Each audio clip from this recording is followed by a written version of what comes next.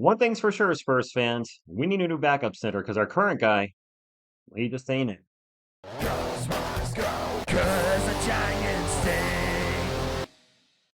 What is up, San Antonio Spurs fans? Welcome to TSR Sports. Hope you're having a great weekend. Tough last night versus the Denver Nuggets, but happy we split the series 1-1. And I came across an article from Air Alamo talking about backup centers that the Spurs could possibly make a trade for. I'll get into who I think I would like the most out of this, but before we do, let's get into the list and the article from Air Alamo. Our San Antonio Spurs are a serious threat to make the playoffs in a loaded Western Conference, and even if they don't make it that far, they certainly will be in the play-in mix by season's end. 100% agree, we're in the play-in mix now. There is one clear issue with the roster, though: backup center minutes. Victor Wembanyama is already one of the best players in the league. I believe he's in the top five MVP talk right now, but when he's not on the floor, the Spurs have a center problem. Just look at Saturday night. Zach Collins shot 2 of 8 in just over 10 minutes, and Charles Bassey was only able to be on the floor for 3.5 minutes. Yeah, I mean, 1 minute Bassey's a backup, then it's Collins, and Bassey. Neither guy is unfortunately getting it done at the moment. If the Spurs want to remain a serious playoff contender, they need to seriously consider resolving the issue. Now, the article says here are 3 backup center options the Spurs should target ASAP. Well, there's actually 5 here, so hey, bonus. First up, Kelly Olynyk. Kelly Olynyk will give the Spurs a nice change of pace at the center position, as he would be able to space the floor better than Collins or Bassey. True story. Olynyk recently turned from injury and has been playing well for the Toronto Raptors. He's shooting about 48% from beyond the arc on about through 3 2-point attempts per game. In regards to Olynyk, he is 33 years old. He's making 12 million now, 13 million next year. It would be an upgrade over Collins, so that'd be one I do. Up next, Walker Kessler. The Utah Jazz are firmly in the race to land Cooper Flag. They are. They should be open for business regarding almost every single player on their roster, including Walker Kessler. Kessler has been one of the better rebounders in basketball, and he's also one of the best shot blockers. Going from Wemby in the starting lineup to Kessler off the bench will make the Spurs the most feared shot blocking team in basketball. Agreed. Yes, they would be. It would probably cost a first round pick to acquire him, maybe 2. But since Kessler doesn't make a ton of money, a deal is a realistic possibility. In regards to Kessler, he's only 23. So we talk about the timeline with the Spurs and our young team. He's right there at that age, making 3 million now, 5 million next year. Going to have, I was thinking, a pretty big extension coming up after that.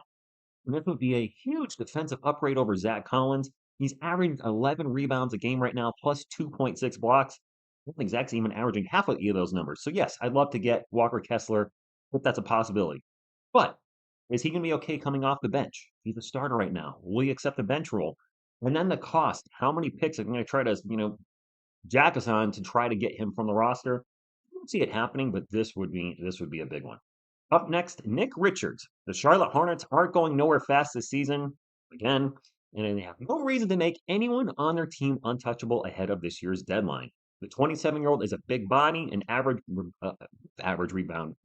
Wow, an above average rebounder, and an underrated shot blocker who the Spurs would likely love to have backing up Wemby. I got stuck there, guys, because I saw a 27-year-old big body, and I started thinking of Kellen Johnson, and my brain just went off on a tangent while I was trying to read that. As far as Nick's concerned, he's 27, making 5 million this year and next. I'm honestly not too familiar with him, so I'm just gonna have to give this an I don't know. If you guys know a lot about him or seen him play, let me know in the comments. But this is a player I'm just not familiar with. The other guys, yes, and the next guys, definitely the next guys. There it is himself, Jakob Poeltl. Back to the Raptors here.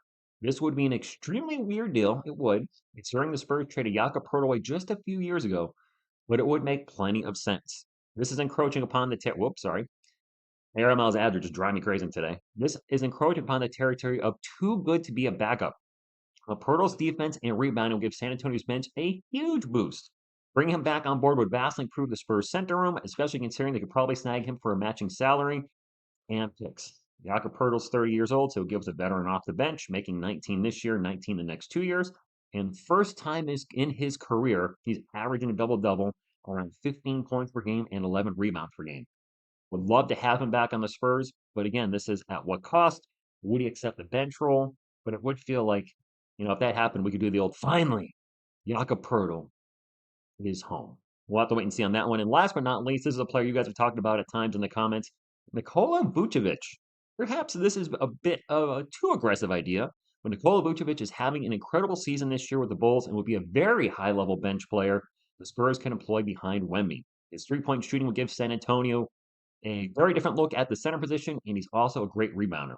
Vooch is already 34 years old, and he's under contract this year and next year, so it'll only be a short-term solution, but Vooch would definitely raise the ceiling of this team for the time being. In regards to Vucevic, yes, he's 34, making 20 million this year and 21 million next year. They alluded to this with Jakob Poeltl. He is too good to be a bench player. He's averaging 20 and 10 this year.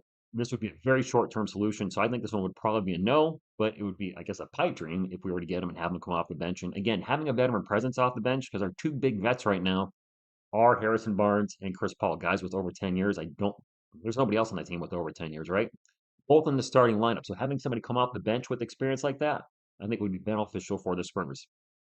At the start of the video, I said I would talk about who I would like the most out of this list, and I want to answer it now. The first one that jumps at me is Walker Kessler, mostly because of his age. He fits our timeline.